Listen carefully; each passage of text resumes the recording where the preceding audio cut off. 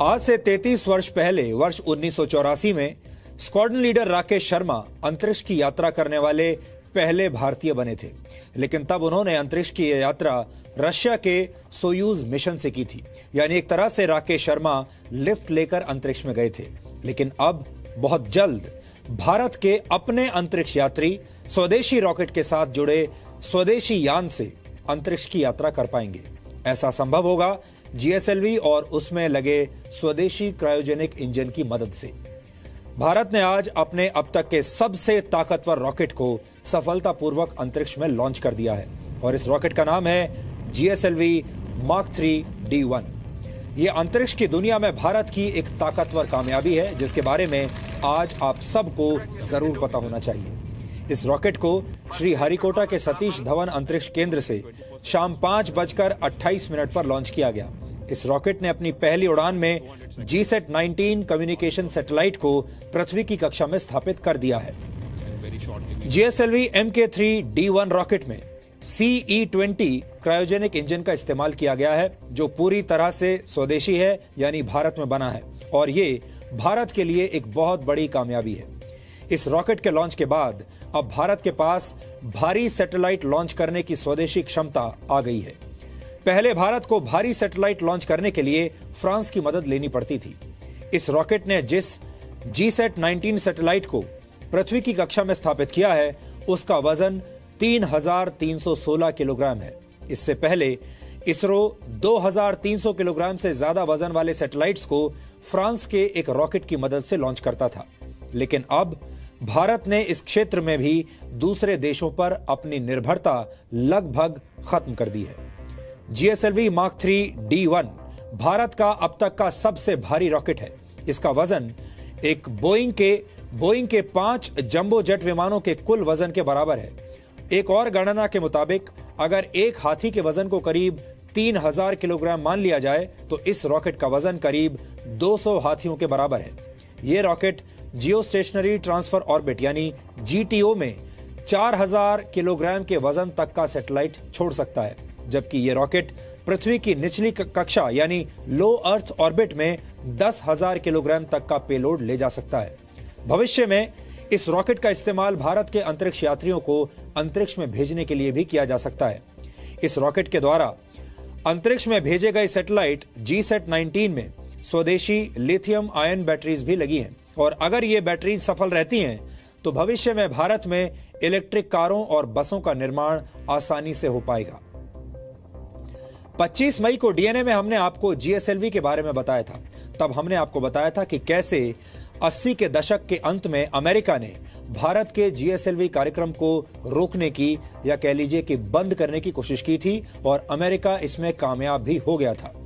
अगर GSLV mark 3 को भारत का बाहुबली रॉकेट कहा जाए तो आप अमेरिका को कटप्पा कह सकते हैं, क्योंकि उसने भारत की जीएसएलवी वाली उड़ान को रोकने की कोशिश की थी, वो भी पीठ में खंजर घोंपकर। 1980 के दशक के अंत में भारत ने रशिया से क्रायोजेनिक इंजन्स मांगे थे। रशिया 230 करोड़ रुपए में भारत को यह इंजन देने के लिए तैयार भी हो गया था, लेकिन तब अमेरिका ने इसरो पर पाबंदी लगा दी और रशिया पर दबाव बनाया कि वो भारत को क्रायोजेनिक इंजन की तकनीक न दे। लेकिन आखिरकार भारत ने स्वदेशी तकनीक पर आधारित क्रायोजेनिक इंजन बना लिया और अमेरिका को करारा जवाब दे दिया। आज भारत के पास खुद का क्रायोजेनिक इंजन भी है और Bharat missile technology control regime का सदस्य भी है।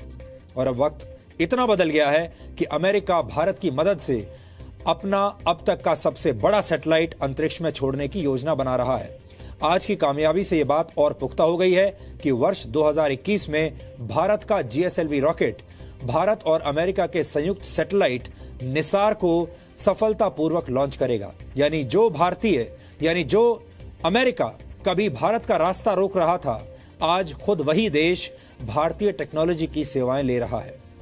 जीएसएलवी मार्क 3 D1 ने आज अपनी ऐतिहासिक उड़ान को 16 मिनट और 20 सेकंड में पूरा किया, लेकिन इसरो की इस कामयाबी के पीछे कई दशकों की कड़ी मेहनत छिपी हुई है। इसलिए आज हमने इस कामयाबी का एक सुपरसोनिक विश्लेषण आपके लिए तैयार किया है। इस रॉकेट की कामयाबी ने भारत को अंतरिक्ष की उस कक्षा में स्थापित कर दिया है जिसे दुनिया में बहुत सम्मान की नजर से देखा जाता है।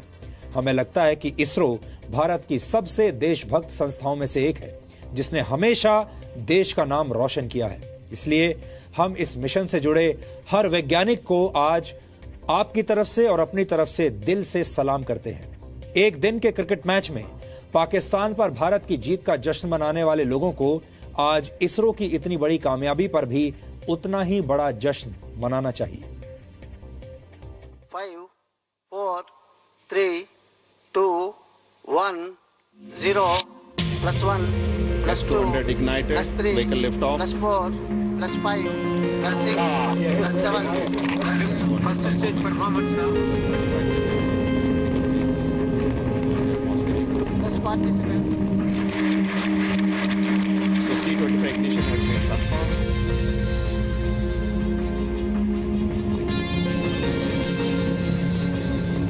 +50 seconds. +1 second.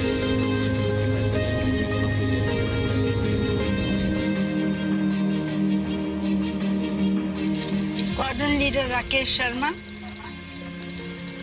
सारे राष्ट्र का ध्यान आपके तरफ है और हम सब आपको बधाई देते हैं। यह एक ऐतिहासिक कदम है। मेरी आशा है कि इससे हमारा देश अंतरिक्ष के प्रति जागरूक होगा और साथ ही हमारे युवकों को साहसिक कार्य करने की प्रेरणा मिलेगी।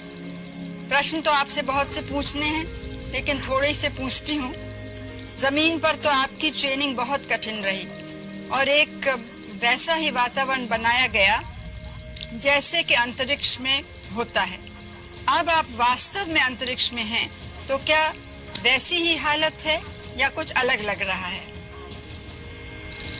जी, पहले तो मैं भारत के नागरिक होने के नाते आपको धन्यवाद देता हूं और मेरे क्रू मेंबर्स भी मेरे साथ आपको धन्यवाद देते हैं आपकी बधाई के लिए।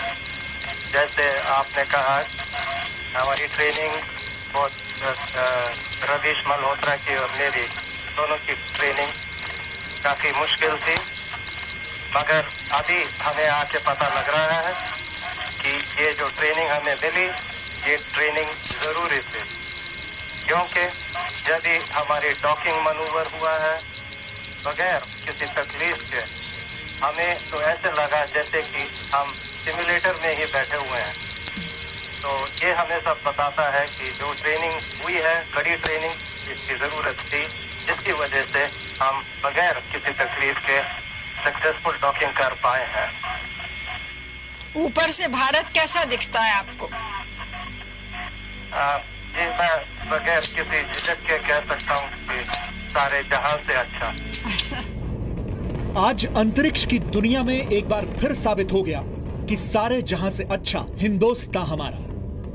आज से 33 वर्ष पहले 1984 में जब राकेश शर्मा अंतरिक्ष यात्रा करने वाले पहले भारतीय बने, तब पूरा देश खुशी से झूम उठा था। तब राकेश शर्मा ने अंतरिक्ष यात्रा के लिए रूस से लिफ्ट मांगी थी, लेकिन GSLV मार्क 3 D1 की कामयाब उड़ान ने भरोसा दिला दिया है कि आने वाले वक्त में भारतीय अंतरिक्ष यात्रियों यानी गगनॉट्स के हाथ में जिस यान का स्टीयरिंग होगा, उसके रॉकेट भी स्वदेशी होंगे, इंजन भी और क्रू मॉड्यूल भी। Today is a historic day. आज ऐतिहासिक दिन है। GSLV मार्क 3 D1 ने सफलतापूर्वक सैटेलाइट को ऑर्बिट में प्रक्षेपित कर दिया है। मैं इस मौके पर पूरी टीम को बधाई देता हूँ, जिन्होंने कई दशकों तक इसके लिए काम किया।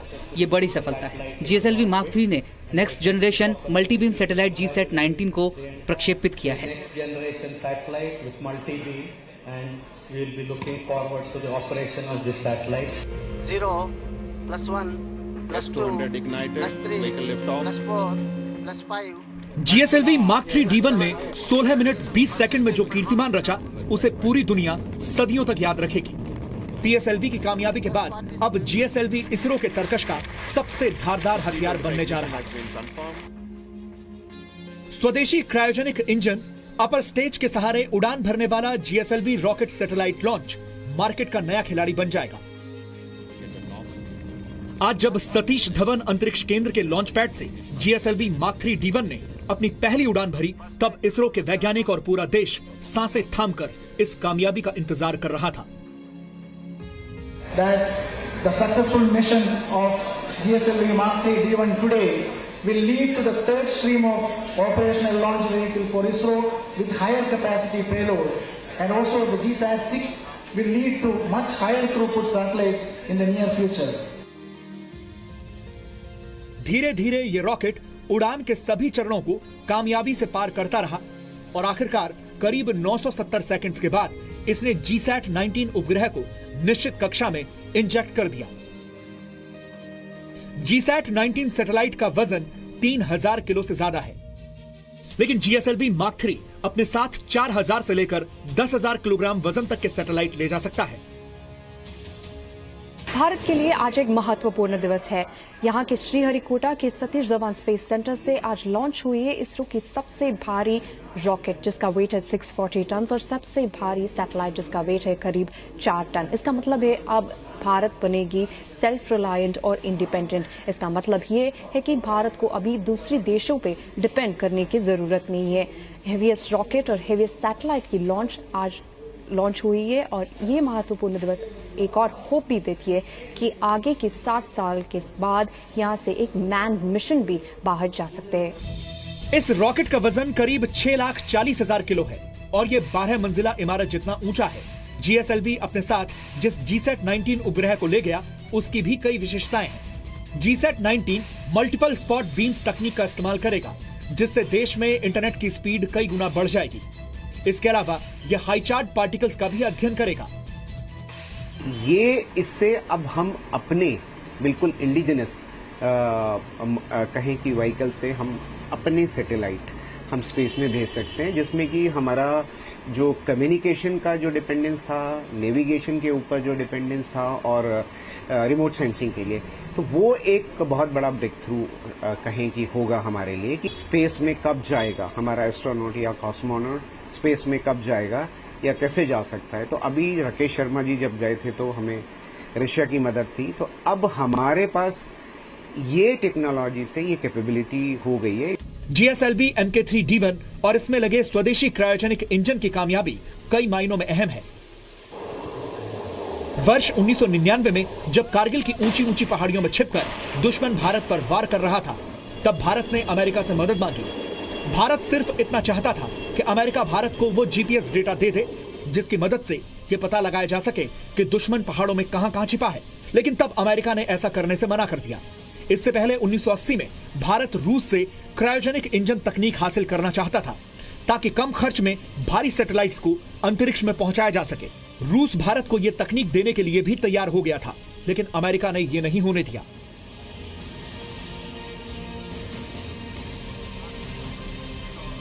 लेकिन अप्रैल 2016 में कारगिल युद्ध के 17 वर्ष बाद भारत ने खुद का GPS सिस्टम नैविक अंतरिक्ष में लॉन्च कर दिया। GSLV बिल्कुल आकाश जो हमारे अथक प्रयासों की परिणत एक ऐतिहासिक घटनाक्रम। और अब वर्ष 2021 में क्रायोजेनिक तकनीक पर आधारित GSLV भारत और अमेरिका के संयुक्त सैटेलाइट को लेकर उड़ान भरेगा।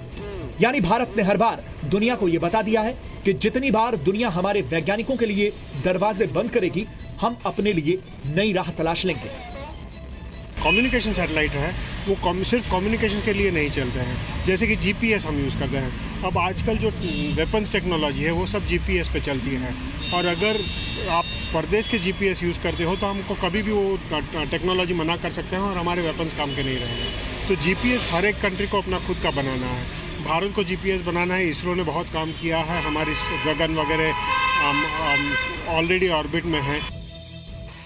GSLV रॉकेट में जिस क्रायोजेनिक तकनीक का इस्तेमाल किया जाता है वो भारी पेलोड ले जाने में सक्षम तो है ही, इससे सैटेलाइट लॉन्च करने में खर्च भी कम आता है।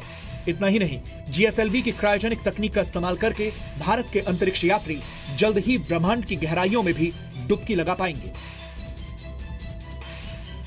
एक तरह से हम पूरे पृथ्वी को दिखा रहे हैं कि हम 4 टन तक सैटेलाइट्स अंतरिक्ष में दे सकते हैं, GTO में, और LEO में तो कुछ 6 और 8 टन तक दे सकते हैं। ये सेम GSLV इस्तेमाल कर सकते हैं। और जहां तक ये सैटेलाइट का सवाल है, ये सैटेलाइट 3200 kg का जो है, ये इसमें कई नई टेक्नोलॉजीज हैं जो हमारे देश के लिए बहुत महत्वपूर्ण साबित हो सकती हैं। GSLV Mark 3 की कामयाबी और भी कई मायनों में अहम है।